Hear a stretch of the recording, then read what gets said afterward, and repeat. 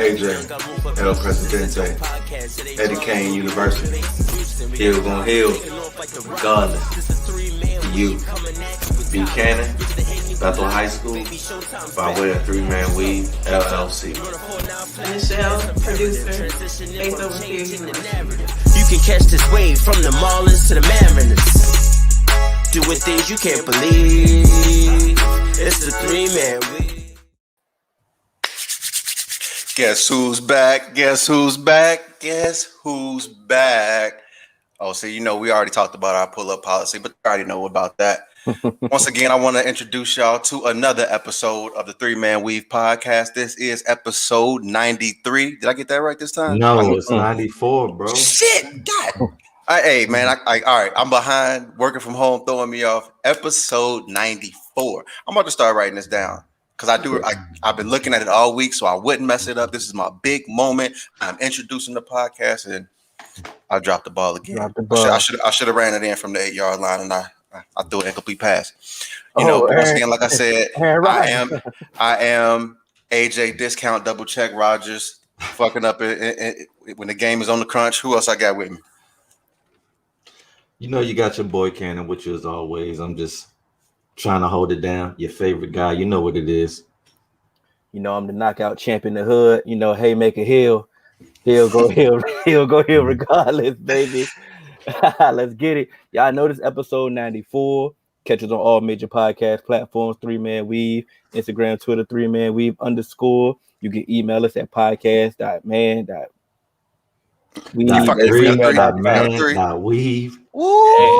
at gmail.com, man. Golly, we're gonna have to have Michelle paste that. Yeah, she gonna have to do a whole bunch of work. But we do have a special guest with us today. Yes, sir.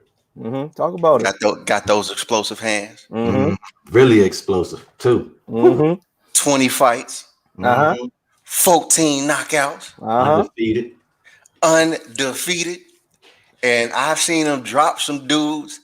Ridiculous. In the first round. Like I'm talking about hit him on the chin. And he made him retire. Last fight. He was like, you know what? This ain't for me. Yeah, I'm going. Shout out to our guard Ross, man. We want to bring on a very, very special guest. Heavyweight, undefeated Cassius Chaney, everybody. Let's give him a round of applause. What's going on, big dog? What's going on, Chan? Not much. Thank you for having me.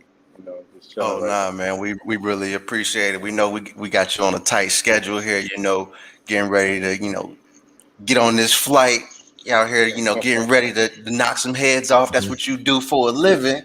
But how you doing, man? How's everything going?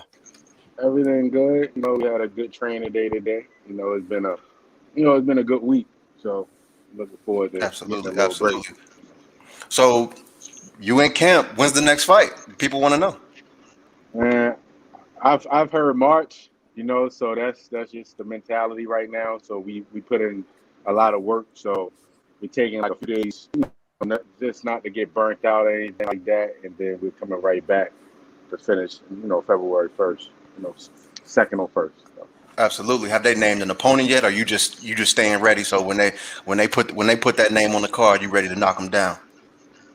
I'll be ready.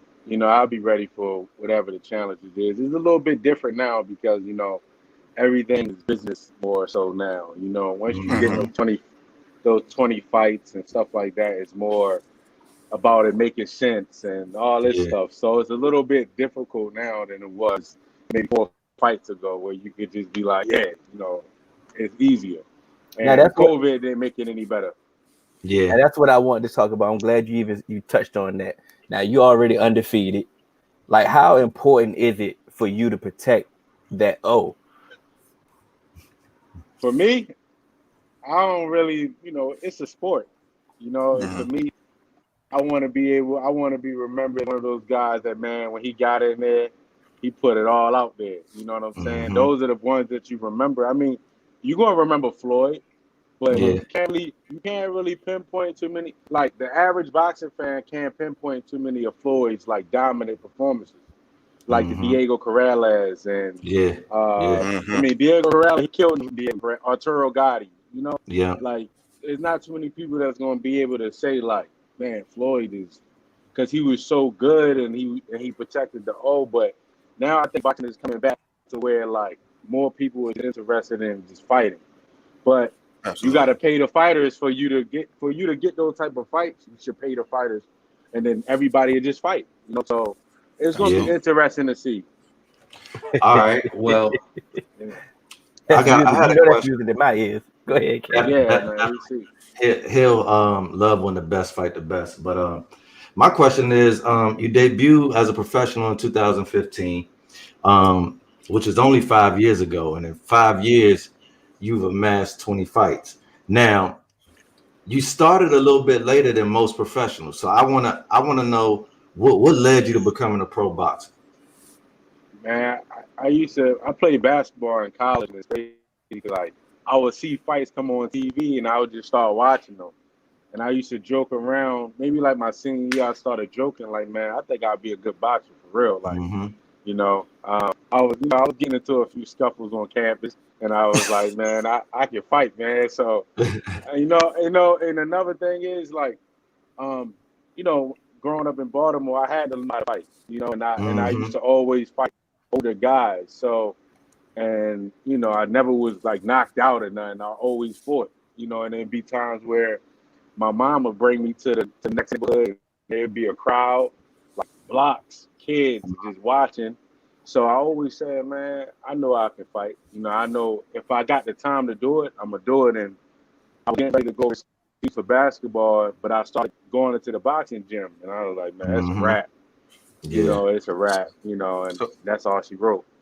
So let me ask you this: you know, after you've gotten into some, you know, some scuffles and being in the ring, although your case is a little bit different because you what 6'6". Yeah, I'm about 6'5", 6'6". Yeah. So let me ask you this: if you could go back in the future, what would you have told Nate Robinson before he got in that ring? Oh man, you know what's right? I would have told him for real not to do it because like I had got a call. One of my boys is real close to him, and he had told me like Nate Robinson in the boxing ball. I was saying to him, yo, you should come down here because you're gonna get to know if you want to do it or not. Right. Like that's the thing. Like everybody gonna want to do it, but you want to know coming down here and training here or training in Baltimore that, oh man, I don't want to get hit. I don't like that feeling. Right. He got that. He had the street fight mentality. The way he taught him, he was like, "I'm gonna slam you. You can't slam a nigga with gloves. You can't scoop. So yeah, you can't scoop somebody waiting for you to run at him. You know, and so I just think it was like he just wasn't in no boxing environment. He stayed in Washington. You know what I mean? It ain't too much boxing out there. So you know that's where they bring us for nationals. So we not around people. It's not out there. You know, so that's part of the game, though. So I've been looking at a lot of your past fights, and what I notice is out of your 14 knockouts, a lot of those knockouts are brutal, right? And so this is what I've never had a chance to speak to a boxer. So you're the first boxer. I mean, I've spoken to boxers, but you're the first person that's had these brutal knockouts like this. So I want to know, like, is there a feeling of gratification when you knock someone silly like that, or is there a moment of remorse, like worried about this man's well-being? Like, how do you feel in that moment when you completely knock somebody out of the ring like that? I mean, I guess the politically correct answer would be, yeah, you feel. Nah, we don't want that. We don't want that. But yeah, but nah, because like all the training and stuff, and then all you go through to fight, you know, it's like I just know I don't need to speak for myself. I just know that I would be mad if I lost. Like I would be mad from a competitive standpoint. I would be upset, but I wouldn't be like, dang, I feel bad. You know what I'm saying? So I don't really feel bad that because they trying to knock me out. Yeah, you know, absolutely. If they can knock off an undefeated guy, they gonna jump around the ring and they gonna make you want to fight him more. So I just know that, you know, yeah, I'm just more like, I don't know if it's gratifying, but it's like, yeah, all this work, the sparring is a hard part. Like, and then you get in there and you got 10s on, and then you catch a guy cold. You're like, oh shoot, man. Like, I mean, but the dude that went out the ring, that was different. He had been talking trash for like years, man. Thank So you. that was like, Thank you. that's where the anger came from. Like, that's why I celebrated out of like, because he had been talking trash for years, and then look, it ain't my job to make sure he trained. That's how he always fought. He had just fought 2 undefeated guys before that, and he got a decision in New Hampshire, so he really won because he lost a unanimous majority decision, or draw actually. So he came into my fight saying, "Look, man, I'm gonna beat him up. This is who I wanted to fight. This is who he wanted to fight me for 2 or 3 years." Mm-hmm. So when all that happened, man, and him saying that he had a body bag waiting for me and all that, so when he went out the ring, that's where all the came. Body bagged him for real. Be careful what you ask for out here, man. You want stuff for 2 years, you got it. With him talking so much trash, the way you knocked him out and it going viral, is that one of your most satisfying knockouts? Man, that's one of them. I mean, Madison Square Garden was good because that was just gotta be. But I would say the ring one was because like it's not too many people that happens to. Like that. Like he went all the way out. Yeah, and that was honestly, to be real, like that, this joint over. When he came back in, I was like, this dude crazy, man. But in my head in that moment, I was like, I'm gonna really have to like all I would think about was like kill him, like because he was getting back in there, and I felt like this should be over. And I just threw like a light punch, and he was just off balance anyway. So it worked out for him. Yeah. So one of my favorites, because I've actually I saw you fight at Foxwoods, I believe. I believe it was Foxwoods out in Casino. Mohegan. Yeah. It was me and Ross actually. I saw you fight there, and then I also happened to watch you fight Nick Jones. That Nick Jones knockout, it was literally perfect. It was like it tapped his chin, and it was like it was over. Like, I want to ask you, because me and Hill have always had this debate. We've had one person on. What do you feel would be the most satisfying way to knock someone out? With a punch straight to the chin and they go instantly to sleep, or that liver shot where they still coherent, but you just know you just took everything out their body? Oh man,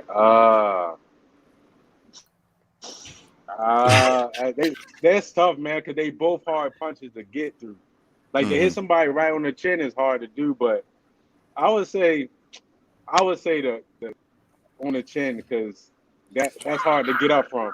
Because look, if you hit somebody to the liver, most of the times, guys, honestly, I think sometimes guys that get touched there, like their ribs or something. But sometimes it's such a hard shot, they not able like to stay calm and get up. I think some of that is just mental, like calmness. You can get up from that. But when you get hit on the chin, man, sometimes them dudes be out. Punch drunk. Yeah, they just be out. Especially when you're dealing with heavyweights. Yeah, I mean, when you're dealing with heavyweights, it's kind of different. We had Jalil Major Hackett on here, who's that's my dog. That's my man. We had him up here, and he was saying that he gonna debut. He's trying to debut at 147, so he was saying like the body punch is his go-to because, like you said, it's hard to get a clean punch on the chin, and people are normally so focused on protecting their chin that they leave their body open. So that's been his go-to in his amateur career. But it's good to hear that you said that. But heavyweight has so much more power that it's like if I was a heavyweight, I probably would want to get the chin knocked out too. I'm not even gonna lie. Yeah, well, most of the time with heavyweights, because we so much bigger, it's hard to drop us to the body. Like even Mike Tyson went to the body so hard, but he got guys when they folded. They never went down. He always folded them. And so I guess that's something I got to keep working on, like, because I got good body shots. I just got to start understanding, like, when you go down there, most of the times guys going to feel it. So don't get away from it. You know what I mean? And just keep working on it. You got something here? Now, the fact that you started off like at a later age and you're still actually learning, so it's actually you're progressing as you're getting older. Like, is it time? Do you feel that it's going to be time that because you're around our age, Right. like around the golden age of the heavyweights. Now I'm the casual boxing fan. Now, is it time? Like, is the heavyweight division ever going to come back for what it once was? Man, I'm gonna be honest, man.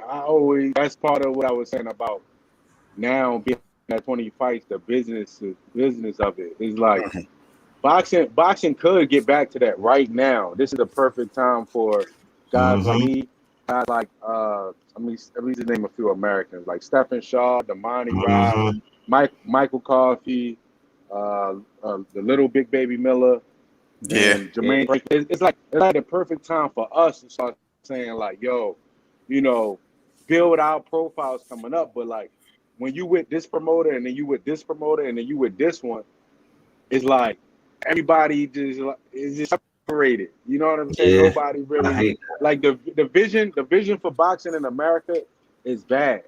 It's bad. It's like it's really bad. Like so you see the PBC fighters, everybody know them. If you see the ESPN fighters, you only know a few, right? You know Teofimo and Tyson Fury's with them. It's only, but it's just because like every promoter is just separated. So it's hard to like just push their fighters, and build a profile. You know what I mean? But why is that? Why is it separated when it seems to be so much of an influx of money in boxing? So if the purses are so huge, why can't two promoters come together and find a midway point?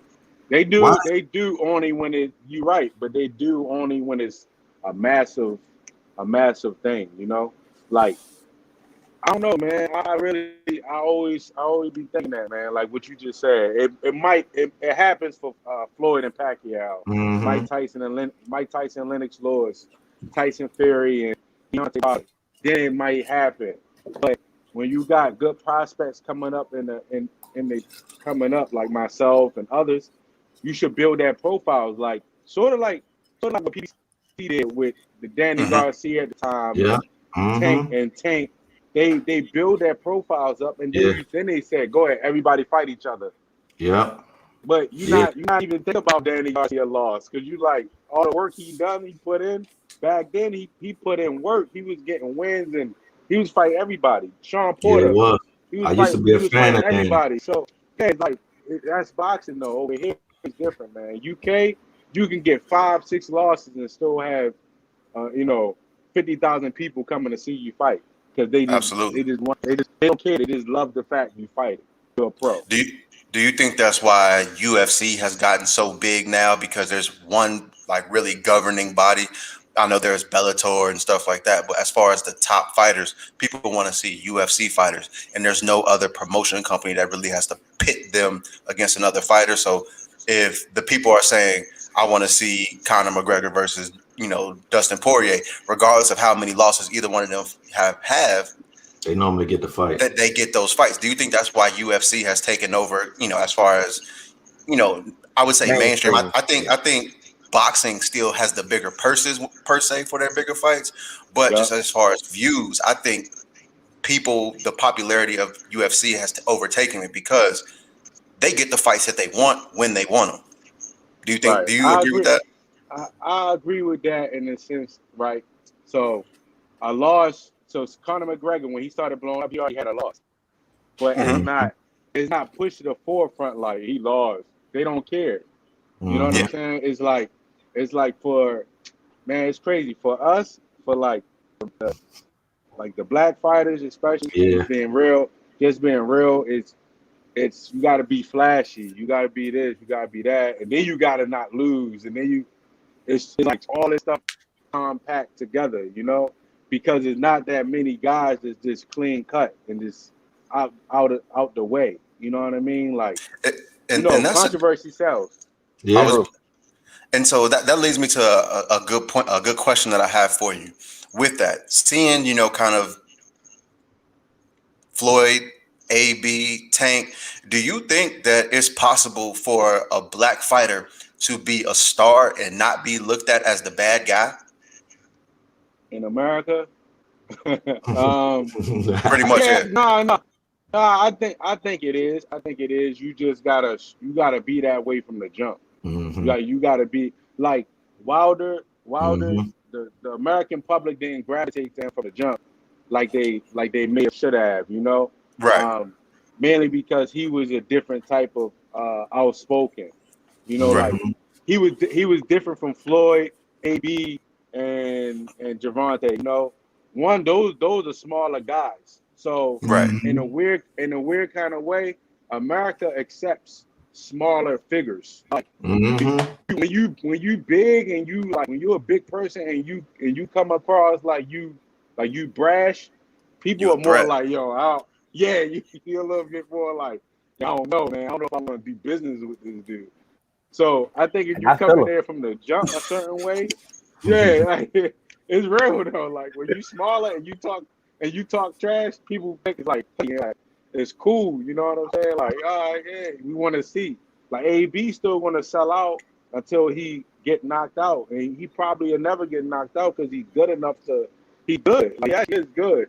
Yeah. But that's just how boxing is, man. It's different here. But that's why right now I think it's the perfect time for guys like myself and other guys to start really like speaking up on it and building our profiles up to make massive fights here. And then go after, whoever we gotta go after. So who do you want to go after? Like, who's that fight that you want? That was gonna be my next question. That's a good question, man. That was gonna be my question. A fight that I would really, really like, man. Okay, you know what? There's a fight that I really like because he beat me in amateurs. My last loss was Jermaine Franklin from Detroit. I like the fight I really would like.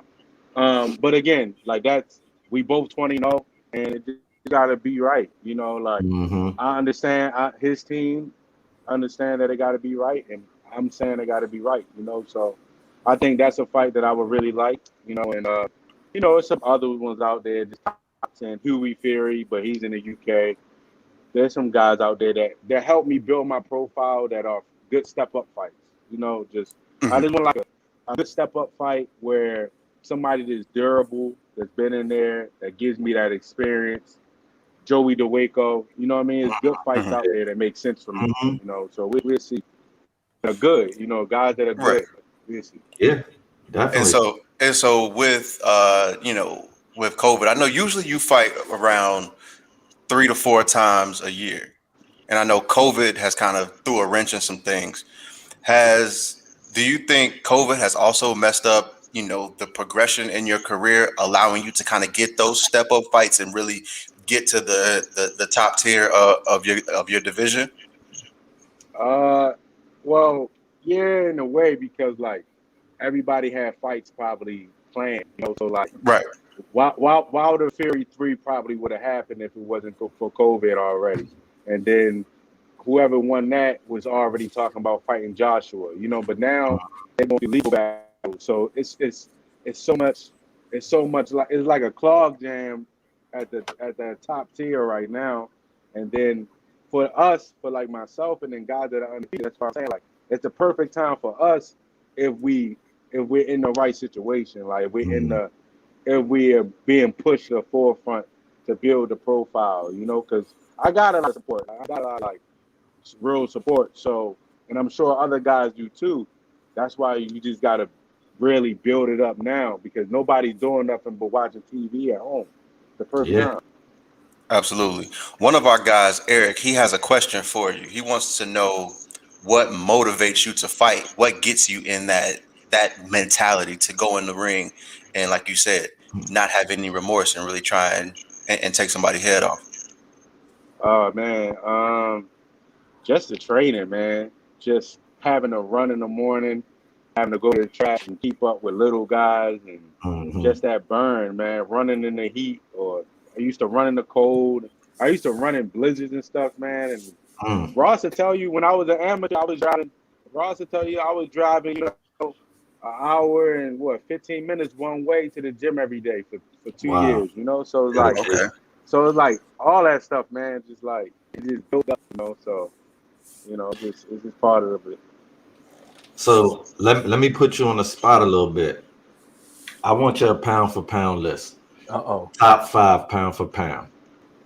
Pound for pound, top 5. I'm a little biased with pound for pound because I get you. believe You take your bias. I believe.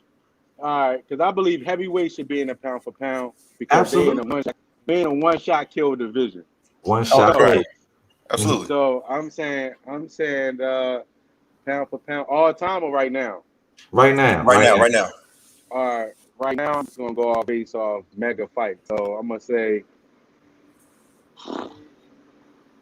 oh man, I'm gonna say no order. I'm just gonna say Anthony Joshua. Tyson. I'm saying Anthony Joshua because he beat Klitschko, so he was. Yeah, no, he did. Tyson Fury. I gotta throw Wilder in there because one shot kill, man. And then I'm gonna say, who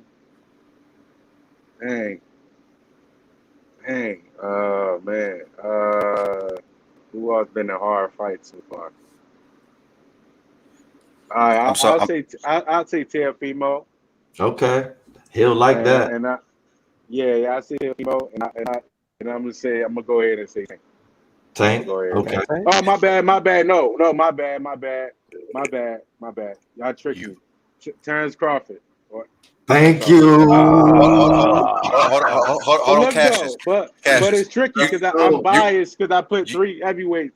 I don't care. I don't care, Cassius. You got a top. Cassius, you got a top 5, and I don't hear Canelo's name. That's true. I can't. And this is the only reason because I like Canelo. This is the only reason I'm not putting Canelo in there. Cause look, Canelo's fight so far, like he's either been the bigger guy or he's always had the advantage so far. Like the last fight, dude took the fight on like 2 weeks, man. Like. True. I can't put the Danny Jacobs fight was a good fight though for Canelo. All right, I give him Danny Jacobs. I give him Triple G. The 2 Triple G fights were close, man. Yeah. But remember, he moved up to fight Triple G. Huh? He moved up to fight Triple G when Triple G was the most feared dude in the game. Where is Errol Spence? Canelo already big. That's what Errol Spence would be in. Errol Spence is pound for pound 5, but I put 3 heavyweights in there. Okay. I'm good now.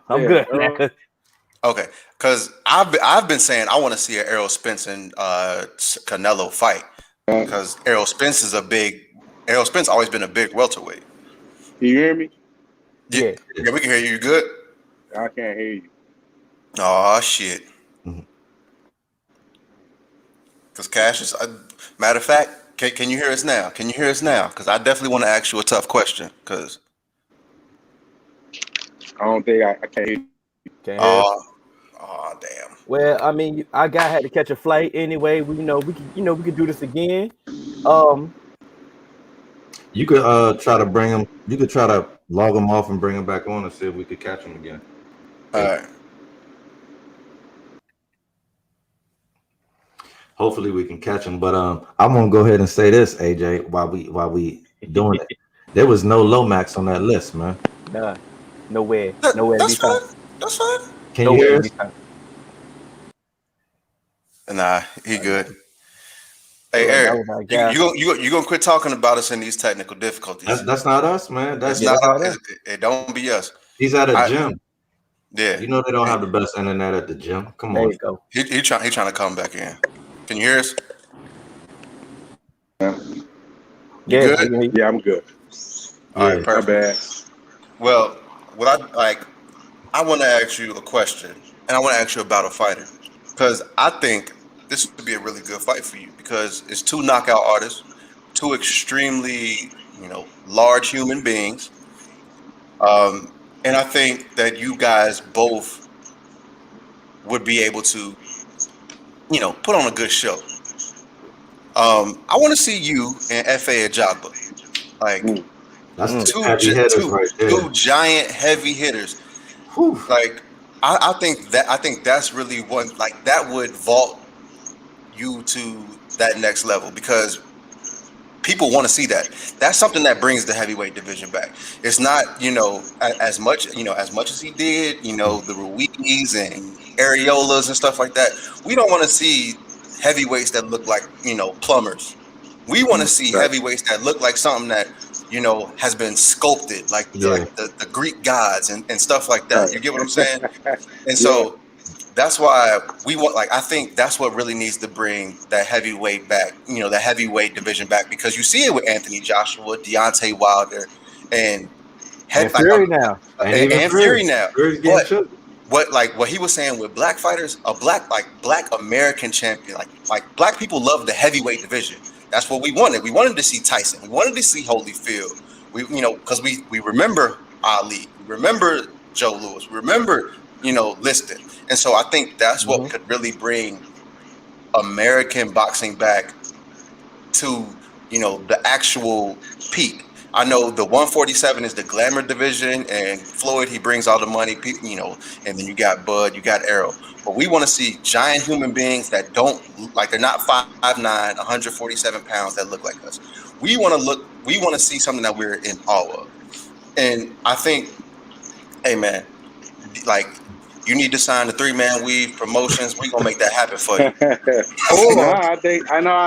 I like that fight. I do. I like that fight. I like that fight for me. I think that he got some things that he do really well. That he probably do more disciplined than me. But I think that I'm much more creative. I'm much more of I'm way more on the fly. I'm much more awkward, and I think his style would make me more creative and more awkward than what people may see already. Because some of the guys I fought, I really haven't had the chance to have to be like in trouble. Really, really like. And literally, that's what I fought. Go ahead. Maybe except when I fought John Bowden. That dude came out just throwing fire, man. That was the only fight I was like, all right. But that fight, I needed it because it was like, all right, it's just heavyweight boxing. Don't stay calm, boom, boom, boom. And to give to F.A. Ajaba's credit, man, it's not too many I can say for him. He's gotten off the canvas and won.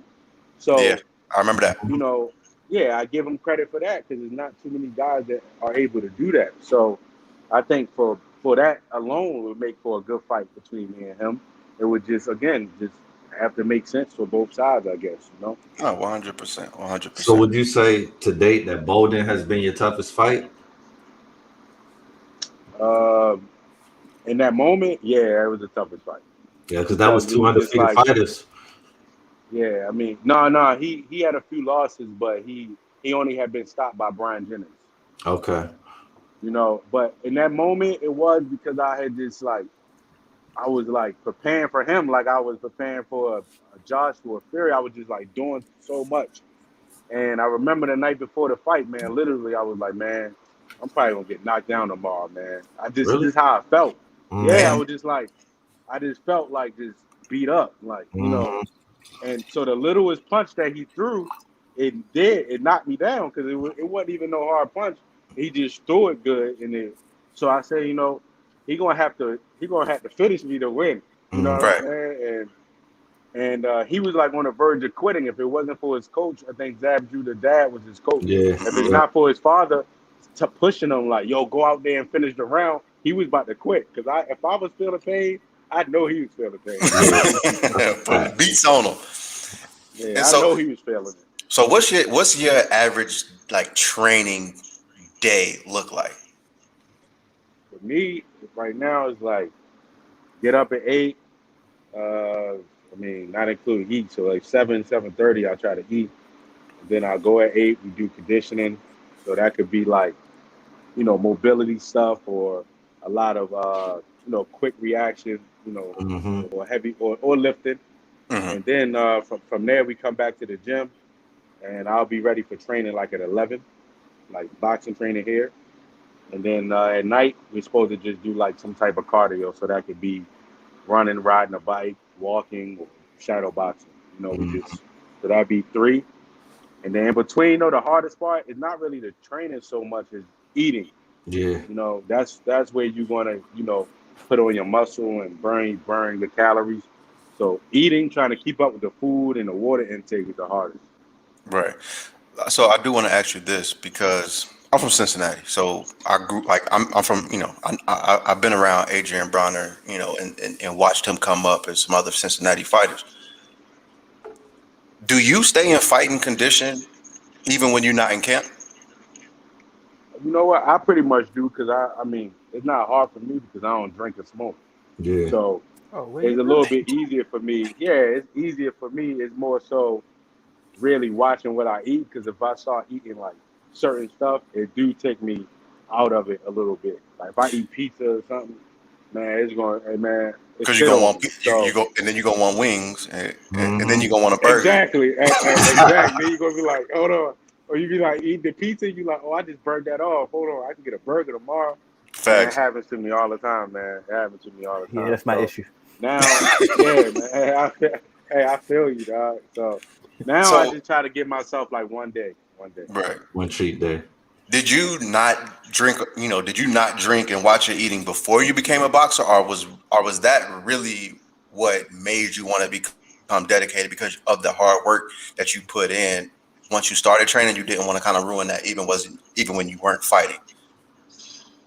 No, you know, I always wasn't. I never drink or smoke. You know, I drank one time in college, man. I was like, that's enough for me.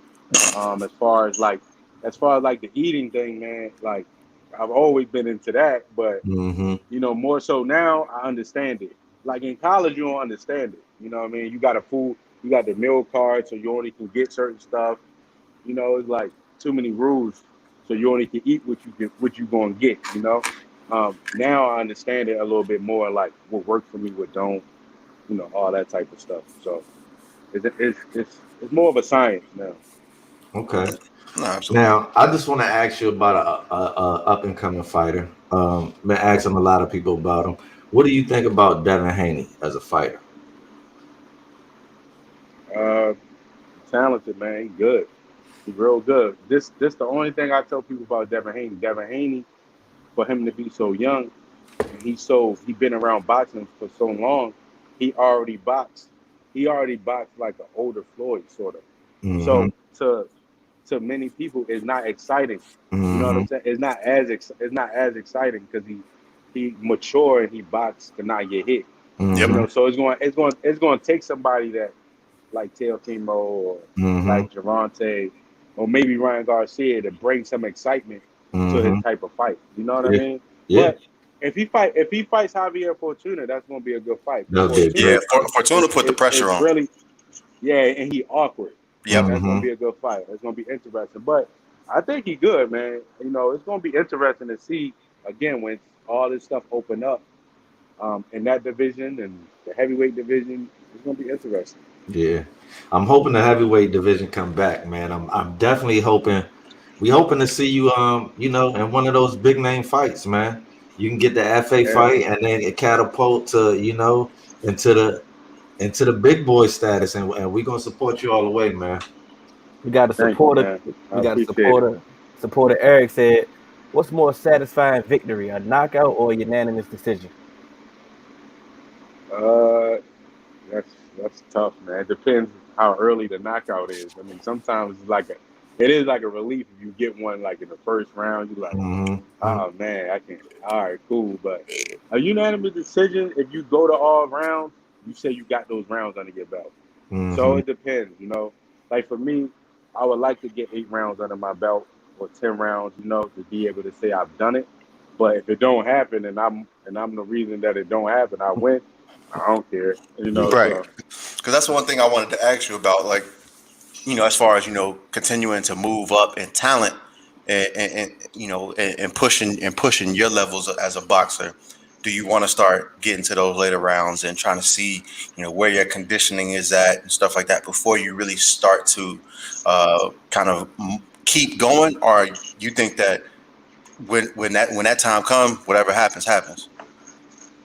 I'll be ready for it because you know the coaches here, all the coaches here, they're very demanding on that. You know what I mean? That's the hardest part, sparring 10 rounds. I mean, I sparred 10 rounds feeling like straight crap, you know. But I would say like that's why I'm saying I would like a durable opponent, somebody that makes me think a little bit before moving on to that. You know, just to say I went to 8 or I went to 10 rounds. If it don't, then that ain't on me. Yeah. You know, but there are guys out there that make perfect sense. You know what I'm saying? And it's just about putting those fights on. Right now, a lot of the stuff that's going on right now in boxing, man, here is crazy. So we have to see what happens. All right, I know we gotta let you go soon because you got a flight to catch. But I got one more question for you. Yeah. Bro, you 6'6". How the hell do they find sparring partners for you? Like they don't just make humans like you. Who do you spar with? Well, I got the #1 Puerto Rican guy here, Carlos Negron. He's real good. I got another heavyweight, Edwin Alvarez. He's 6-0. Luis Ortiz is 6'4". So I'm around big heavyweights, you know. But they the hardest ones to like. When I first came here, I had to spar all of them like back to back to back. They would throw me in the fire, and it was it was hard, man. Just the heat alone was hard. But I can only imagine. I learned it. Yeah, it was crazy here. It was crazy. So yeah, they got sparring. You can get it. Absolutely. After listening to you, I already know to solve all your fighter, your next fight problems. Go back to your original promoter. Your mother. Yeah. Your mom. You said your mom was taking you all around the neighborhood and you were fighting. Yeah. She'll handle all these fights. She'll get your hefe. She'll get your hefe. Bring your mom's back and you'll be good. Yeah, man. Yeah, she was doing it, man. So that's why I always say, like, when I'm sparring training, I'm way more nervous than I ever am in a fight. Like when I go in the ring, I don't even think about it. I'm like, I've been doing this since I was little. You know what I'm saying? So, I feel you. Yeah.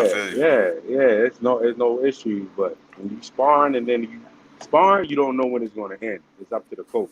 Yeah. It's up to. I respect that. It's up to the coach. He may ask you, "Oh, how you feeling?" He don't really care. He just wants you to score. You know. Right. So that's the hard part. Sparring is like the hardest thing. So yeah, it's part of the game, though.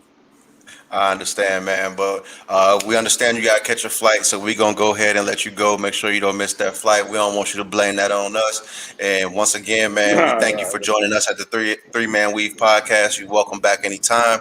And we definitely keeping our eyes on you. Let the people know where they can find you at. You can just find me, Cassius Chaney, on Twitter, Instagram, or Facebook. All right, man. We thank you again, and we definitely going. Like I said, we watching you. We looking forward to that next fight, man. Thanks for joining us, ladies and gentlemen. Cassius Chaney. Thank you, fellas. Thank you, man. That was good boxing talk, man. Y'all know I love boxing talk. No Lomachenko in sight on the pound. I'm trying to tell you, man. Look, he agreed with a lot of stuff, but he agreed with a lot of stuff I said. He had to go back and put Bud on his list. He left Lomachenko off. He liked my guy Devin Haney. He liked the knockout. He liked the knockout over the kidney. Over the liver shot. Okay, now we 1 for 1. Hey, you talking about 1 for 1. Once again, shout out to our guy Ross, been a loyal supporter from the jump. Yeah, and that's big, Ross. He plugged us in. That's not what he plugged us in. You know what I'm saying? So shout out to my guy. I got on my Kobe shirt. R.I.P. Kobe. R.I.P. Kobe. It's the anniversary of his, the untimely death. I remember recording that episode after that shit happened, man. That shit, like, this shit ain't fun. Doing that Kobe episode. I remember doing that Nipsey episode. Yeah, those episodes is never fun. And then, I got Kurt coming up soon too. So yeah, so we're gonna have to do something big for I'll probably put on my Kurt shirt for that one. Yeah, nah, absolutely. Put out my Kurt shirt for that one. But you know what is fun? Ooh, thank you. Talking about Aaron Rodgers ass losing. That's what I'm talking about. Exactly. Such a bad man, huh? He's such a bad man. Hey, they've been having so many excuses. It's been disgusting, man. Hey, thank you, bro. Thank you, bro. They can clearly see I'm hating. They can clearly see I'm hating. Oh, absolutely. You know what But I'm saying? I'm hating. Of course, I'm a Cowboy fan. I'm going to hate Aaron Rodgers. no, 100%. It's this. I trust me. I know. Yeah. Look, hey, I ain't even gonna say his name, but and what I've come to realize is we've all said this before, but when it comes to those great quarterbacks, when they lose, they got all the excuses as to why they lost. Like, because like as much as even still, Tom Brady, we praise him up. Remember, it was a decade when Tom Brady he went ringless. He won those early ones, and a whole decade had passed, and nothing happened. And every single season, it was, well, he didn't have this. Well, he didn't have that. He didn't have this. They made all the excuses for him, and I don't understand, why we can pick and choose when we want to give people excuses. Why can't we be consistent? Why can't you just say you didn't show up in the clutch? You fucked up. That makes too much sense, bro. You really expecting people to be consistent? Yeah, we gonna hold y'all accountable. That's all I ask. We're gonna hold people accountable. Because I don't even hate Aaron Rodgers. I actually like Aaron Rodgers. Me and Hill, we debate Aaron Rodgers, in the 3-man pre-production meetings. But hey, fam, you got 8 yards. Run that shit. But I don't say nothing crazy about Aaron Rodgers. Like, of course, I actually like his game, and like you say, he's the. If I had to create a quarterback, it probably would be him. I love him. He just burned my team a lot. Wait. I want to talk about this. What Eric just said. Bet if it was Jameis or Cam, it would have been all about them losing the game. Absolutely. And that was one of my points I wanted to bring up, Eric. When it came to the statements that Aaron Rodgers made, and everyone was just like, "Well, he just lost the game. He was, he just no Cam. Remember how they killed Cam after that? Like after that Broncos loss, he didn't jump after that fumble, and everyone's like, "Oh, he's not a competitor. He's a sore loser. He's a big baby." And what I say during that one, they teach quarterbacks not to jump on fumbles like that, like. Drew Brees. After Drew Brees, don't jump on fumbles. Don't make a tackle. They told my quarterback not to jump on fumbles because you can break your arm that way. Like they teach you, hey, bro, look, run off the screen, run look like you're running and get away from that shit. Because I remember 2015 Bengals versus Steelers. Andy Dalton throws an interception on a screen to Gio Bernard. And I'm like, no! And he goes, makes a tackle. Breaks his thumb. Out for the rest of the season. Like your position, like they've proven, they've shown you that your position is entirely too valuable to have you out here thinking that you are Bill Romanowski. Sit your ass down somewhere. And that's what Cam did. But the funny part, let's bring it back to Aaron Rodgers. The funny thing about Aaron Rodgers is that you got 3 turnovers from Tom Brady. And you did nothing. Didn't capitalize. You didn't do nothing with him. You get to the red zone numerous times, and we text during the game, and I'm like, boy, Matt LaFleur calling some plays, boy. Like, absolutely. These are some plays, and they just wasn't executing. Now, I'm not about to bash him and like, oh, he's so trash and all that, but I'm just saying, like you say, y'all pulling out y'all cape. Y'all pulling out y'all cape for him and act like he ain't had no no. What I will say this though, Matt LaFleur, just like Tom Brady was balling in the first half, so was Matt LaFleur with his play calling. I don't like his second half play calling, and I definitely everybody's criticizing Aaron Rodgers for not running for those 8 yards. Wait. Here's the thing. Hold on. Go ahead. Is truly believing at that point that they are in 4-down territory. And so when that field goal unit came on, he probably was devastated. But I've seen Aaron Rodgers wave the field goal unit off before, and that was the time to do it. I would have took a delayed game trying to stay on that field before you got me off right there, because I know I told Hill and I said it, and AJ too later on. But Hill and I said, like, you cannot give Brady the ball back right now. You just cannot, unless you get some points first. Okay, I want to get to 2. I'm going to answer both of these questions simultaneously, and then I'm going to get to my point if I remember it. So Eric said that game was Green Bay's to win, and they dropped the ball big time, especially on the last series. I can't say it was Green Bay's game to win, and they dropped the ball because they started off like it was what 28-10. Yeah, but they got back in it, man. But okay, but you can't say it was their game to win because like had they been up 28-10, then I would have been like, okay, this is their game to win. Remember, Aaron Jones fumbled the game right out the huddle. I mean, right out the halftime. Right out the halftime. And so it's just like, okay, regardless, you in a deficit and you trying to catch back up. And then with Marcus Cannon, yeah, he wouldn't have made it. Even if Aaron Rodgers wouldn't have made it, guess what?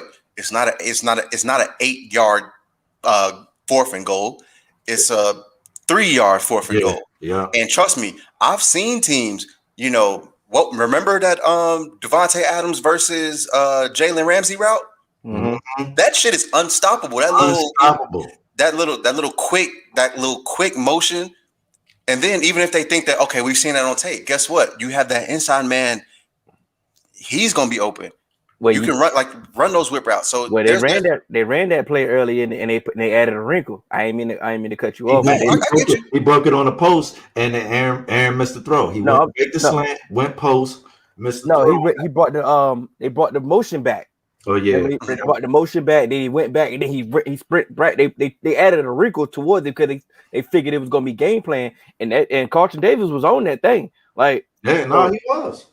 I'm not saying it wasn't unstoppable. I agree with they should have went with it. Right.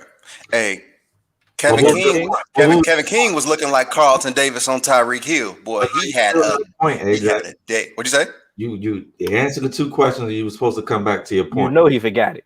Hey, bro, like I gave you a warning. Like, why you ain't? Hey, look, three-man weave. The ball ain't supposed to touch the floor. When I moved on, you was supposed to realize this motherfucker don't know what. I ain't had no faith in the board. The moment he said, "I hope I don't forget it," he forgot it. Bro, I answered 2 questions. You want me to do a third thing? Come on, man. Like that's too much. That's too much. Sold me a dream, man. But I mean, and then he pulled a little, got a little emotional after the game. Then he backtracked it today, on Tuesday on Pat McAfee show. I still ain't listened to my guy Pat. I actually don't listen to a whole bunch of people, but Pat, that's an entertaining ass show. I do like Pat. I actually do I've never not liked Aaron Rodgers, but it actually gave me a greater respect for Aaron Rodgers just to see him so candid and answer questions where it's not, quarterback / coach speak. He really talked to you on that show. And so I haven't listened to it yet because I have a job and shit. So but I think that I can understand why he said it, maybe, possibly, because technically it's not in your future, because in the within that moment you think, I don't know what's gonna happen, because guess what? They did draft my replacement. So they could be like, you know what? Come on, man. But that's what I'm saying. Like I can expect them not to draft your replacement, because how many teams have we seen not draft a replacement? But it's football. And that's what I'm saying. So, if they draft your replacement, I can see why. I don't know what my future holds. What do they decide? They can be like, you know what, Aaron? We think we sold out for this year. We like what we seen from Jordan in practice. We can move on from you. So maybe in the heat of the moment, it's like, okay, yeah. Are we doing factor cap today? Because we ain't gonna do factor cap today. Unless you got some. I got one. Go ahead. I got one, and this. Hold on, wait. Are we gonna do this? Let's do it. If we gonna do it, we got to do it right, because it is time for America's favorite game show, fact or cap.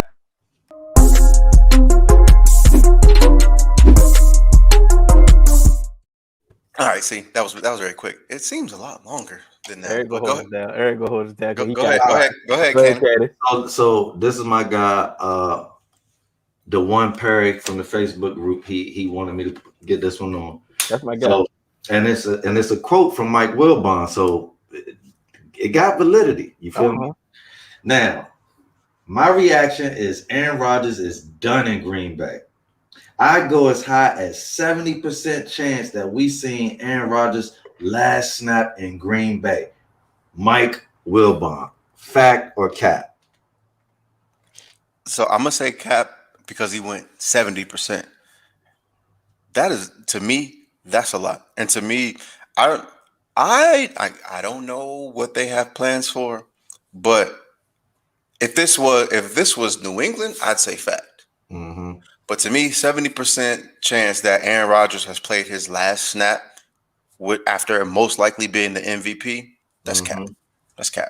I think it's cap also, based off what the organization has said this week. They saying the coach and the owner have already said, bro, you can't unless you retire. Hey, now how many times we just seen the organization cap? Fact. Now Boy. they ass is gonna cap. But I'm gonna go with fact. I'm gonna go with fact because okay, boom. Aaron Jones is it gonna be a free agent? Mm-hmm. They may not bring him back. He already, like you say, everybody made a big old fuss that he doesn't have a lot of wide receiver weapons outside of Devontae Adams. So if Aaron's gonna put the feet to the fire for them to, go for the gusto and actually get him more weapons, actually go for it, like kind of like Tampa Bay did. Mm-hmm. And then they don't do that, then he's gonna, he gonna leave. He gonna force his hand out of there. And that's a fact. Okay. I'm going with fact. I respect that. And Wilbon not known for capping. Mike Greenberg on Get Up this morning said he's never seen a quarterback drafted in the first round and the veteran that's over him, they stay. They always go. Yeah. Joe I said that horrible, but you did. You should. I don't know what. Phillip Rivers, Drew Brees. You struggled with that one, boy. Justin Herbert, well, not Justin Herbert, but and Tyrod. But even still, but I don't count that because we talking about kind of like upper echelon. It don't even matter. But like you said, the veteran in place don't never stay long. Mm-hmm. Shit. After they draft RG3 and Kirk Cousins and them motherfuckers was in the same draft. Yeah, because there was no veteran. That's what I've been saying for years. Is Washington don't have a quarterback, bro. We've been in quarterback hell, and I've said multiple times, Mark Brunell is the best quarterback that Washington has had in my lifetime. Doug Williams was in my lifetime too, but it's like that don't count. That don't really count. And Jason Campbell, bro. Jason Campbell was, but he didn't get no we didn't do no playoffs or nothing like that. Like Mark Brunell Jason Campbell needed Hugh. Once he got the Hugh, yeah, but Hugh was there. Like people don't know that. I know, but that was wide receivers though.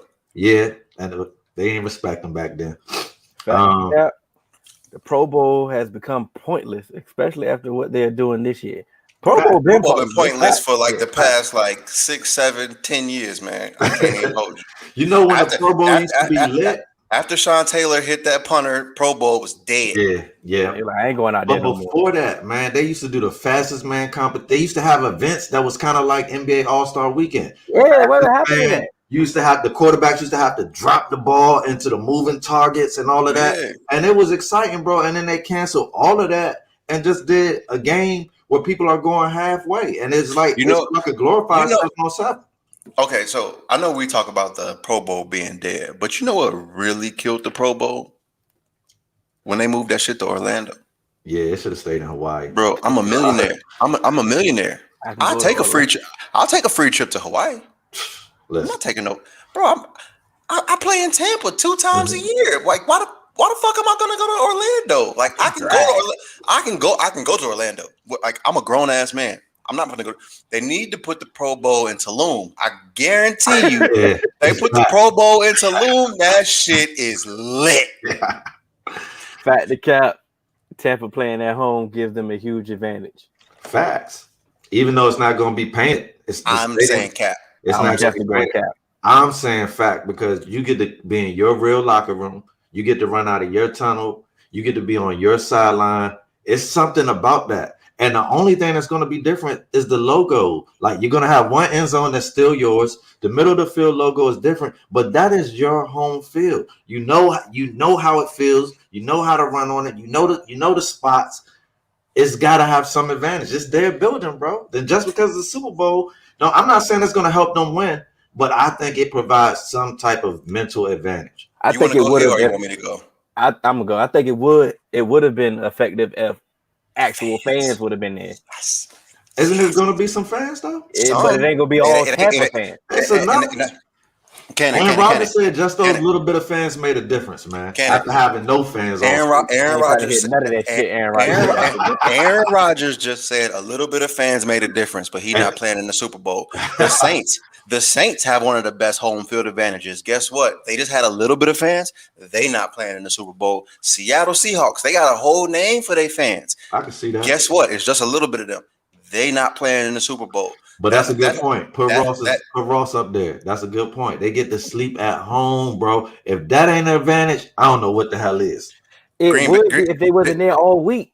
Bro, Green Bay just got to sleep at home. They gonna be staying there. Green Bay slept at home, and then they not finna travel. They not traveling to Tampa. Listen, I ain't saying it guarantees them a win. I said some type of mental advantage, bro. I know you sleeping in your bed is better than almost anything in the world, bro. You would been 99 with your picks. I ain't know how you was feeling. I ain't know how you was feeling. But see, I can't really agree with sleeping in your bed because to me, hotel sex is better than my bed sex, so I would much rather be in a hotel. No. Shit, I don't know what. Yeah, hotel sex is definitely better. Hotel sex is better than home sex, and this ain't the bubble. It don't matter what canon is. This ain't the bubble. Talk to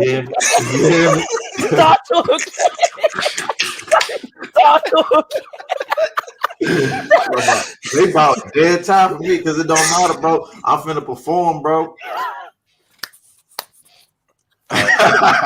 Marcus can't put Cap up there.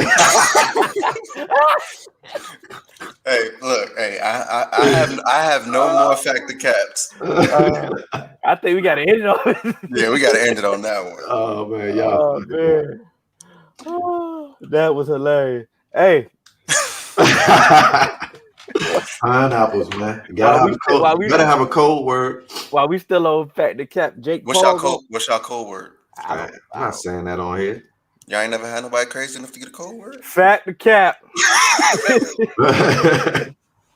Jake Paul is gonna win his next fight against that MMA fighter. He gonna get his ass whooped. He gonna look like Cap. Nate Robinson. Cap. What? Now I'm saying about. Hold on, what? Y'all right. Y'all both had Cap. Yeah. I think he can win. Okay. Cap, bro. Because it's just like Nate Robinson trying to venture into a sport that's not his. Yes, you've been successful a little bit with throwing your hands in boxing, but you don't know anything about any jiu-jitsu. No. It's an MMA, like it's a boxing match. But he's still gonna get his ass whooped because it's a boxing. Because he talks too much trash. And he's not that great of a boxer. Boxing is a part of MMA. He's not that great, and that was my point.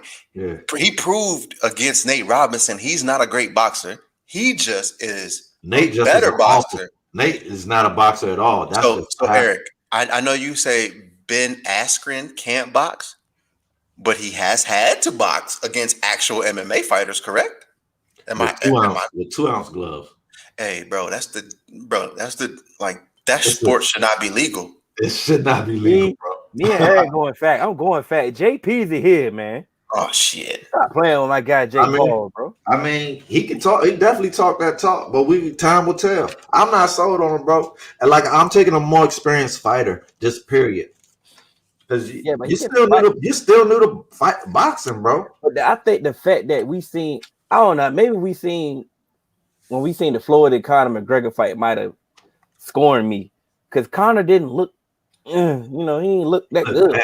He looked bad. The only thing that looked good about him was his size compared to Floyd. Yeah, but that's my point because Floyd is he's boxer. Floyd going against Conor, bro.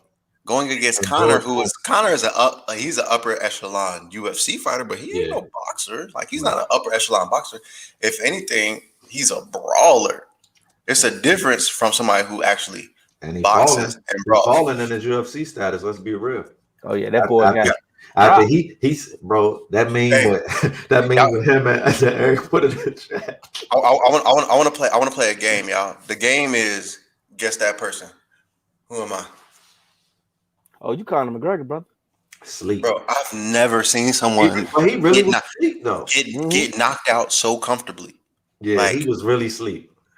Thank you to the heavens. I've never been knocked out, but if I do get knocked out, I want to get knocked out like that. Like I don't ever want to do it. I don't never want to witness that. So I want to do the knocking out. No, absolutely. I'm just saying, hey, you know what Cassius said. Yeah, the cards ain't always in our favor, and I talk a lot of shit, so I'm surprised. Yeah, you might want to get better acquainted with Cassius so he can help you out. Oh nah, trust me. I may be old, but these hands still work. The knees don't, but the hands do. Hey, you need your knees to throw a good punch now, bro. In a street fight, all I need is 30 seconds. If this ain't a 3-minute round, that's all you gonna have. All I need is 30 seconds. All you have, and honestly, bro, I don't even recommend street fights no more, man. Oh nah, bang bang bang, trigger Tai Chi. Thank you, bro. Like it's not even safe out here, bro. It's not even safe out here.